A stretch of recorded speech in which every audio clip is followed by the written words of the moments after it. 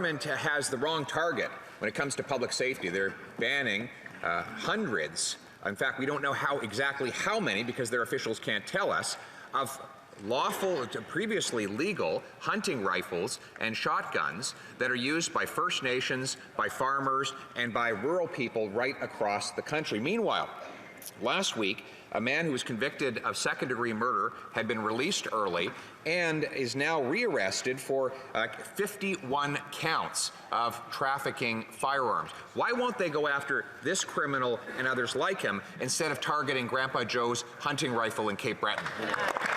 The Right Honourable Prime Minister.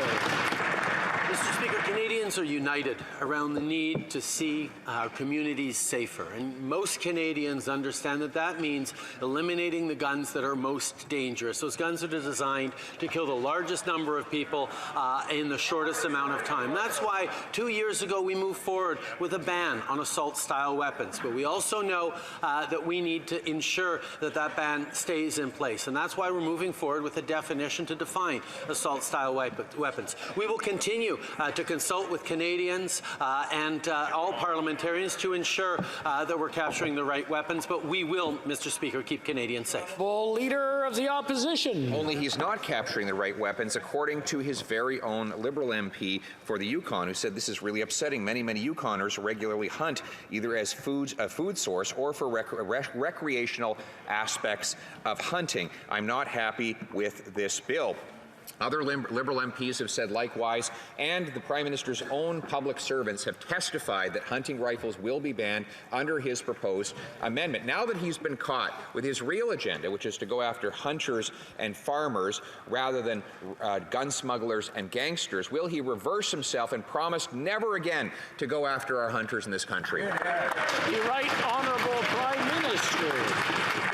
While Conservative politicians continue to fearmonger and share disinformation, we're doing the work necessary to keep Canadians safe. We will continue to consult on the list because, yes, we are not interested in going after guns that are typically used for hunting and protecting farms. We're going to continue to make sure that we're banning the most dangerous weapons that were designed to kill the people in the shortest amount of time.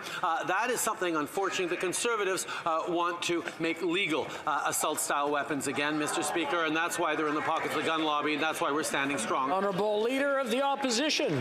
Well, you know, we all wondered how it was possible for this government to build up a 2.2 million person backlog in the immigration system, and now we found a clue.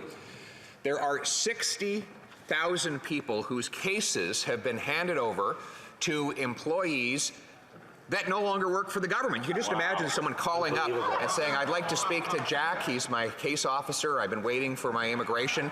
And they say, oh, Jack hasn't been here in 10 years.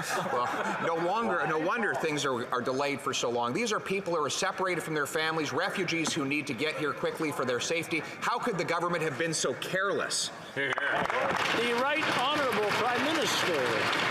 Speaker, we continue to grow our immigration system. We continue to transform it and modernize it so that it's able to respond to the needs of Canadians, of people who want to become Canadians and contribute to our society.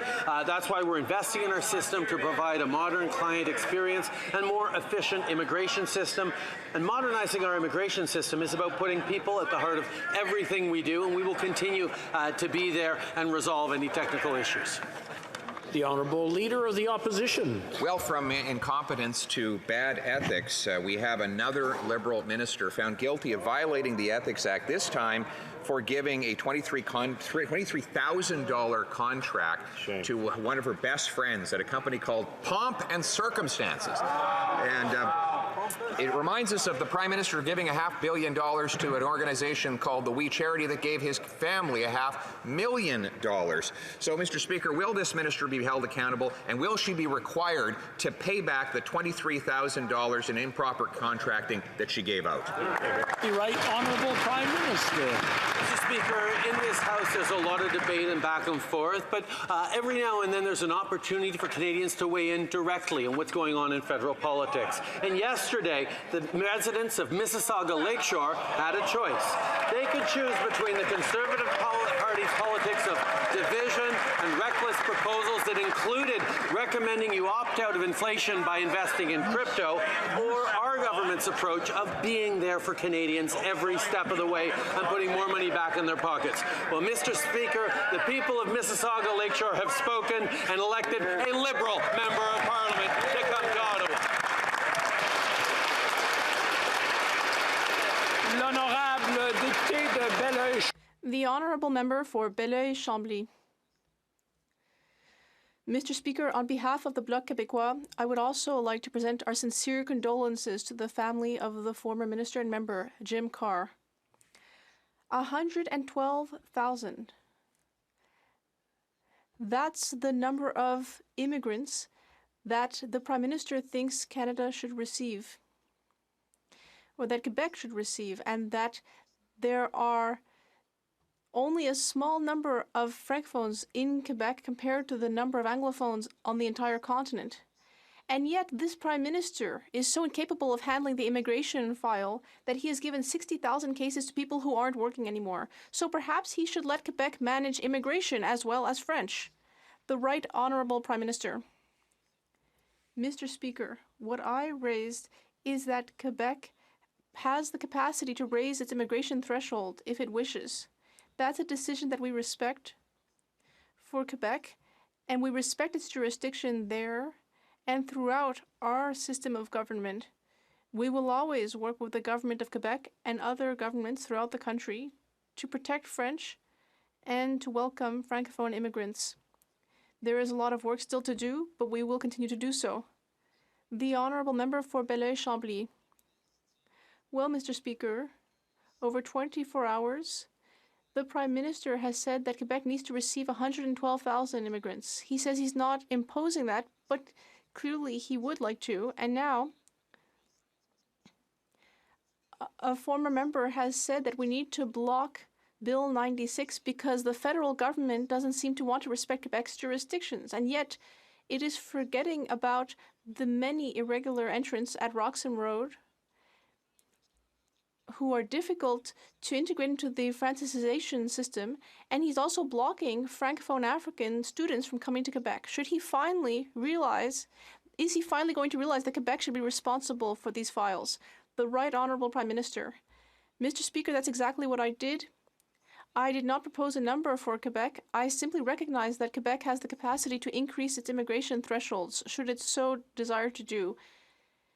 We recognize the importance of Quebec in preserving the Quebec nation and the French language, and that is why we will continue to work closely and respectfully with the government of Quebec. And yes, we will mention it when we feel that the preemptive use of the notwithstanding clause is something that the federal government should not sanction. On behalf of all New Democrats, I want to extend our condolences to the friends and family of Jim Carr on his passing. On est dans une crise de santé. We are in a pediatric health crisis. At the Saint-Justine Hospital in Montreal, health workers have said they have never seen anything like it. The wait times, sick children, frustrated parents, and desperate healthcare workers. And this Prime Minister is showing a lack of leadership. When will he finally show some leadership? Meet with the provincial and territorial premiers and find solutions. The Right Honourable Prime Minister. Mr. Speaker, for months I've been meeting regularly with premiers. Our ministers are studying this issue because we recognize that Canadians need a better healthcare system. They need GPs. They need shorter wait lists. They need better mental health care. Rather than do what the leader of the NDP is proposing, send a blank check to the provinces, we will instead require results for Canadians. We need results for families, seniors, and youth. L'honorable député de Burnaby Sud. The Red Cross had to be called in to the Ottawa Children's Hospital. There's a trailer set up at a children's hospital in Calgary because the parents and children are in such high demand for services that they have to wait out in the cold, so they have a trailer. Children are dying from respiratory illness, and this is just the beginning of the season. And in Montreal, workers are saying this is the worst they've ever seen. And we have a Prime Minister who's not showing up to provide solutions. So when will the Prime Minister work with the premiers, meet with them, and find solutions instead of excuses to deal with this crisis? The Right Honourable Prime Minister. Not only have I been speaking regularly with premiers, not only have our health ministers and other ministers been engaging directly with their counterparts across the country, but I've been sitting down with doctors and nurses and other frontline workers who've said very clearly, do not just send more blank checks to the provinces for healthcare. Make sure that the provinces are delivering outcomes, delivering results for families, for seniors, for young people. The opposition parties may call for just more cash to be flushed to the provinces. We're going to need to get results from the provinces for Canadians, not for us, for Canadians who need better health care, Mr. Speaker. Honourable member for Calgary, for Swan.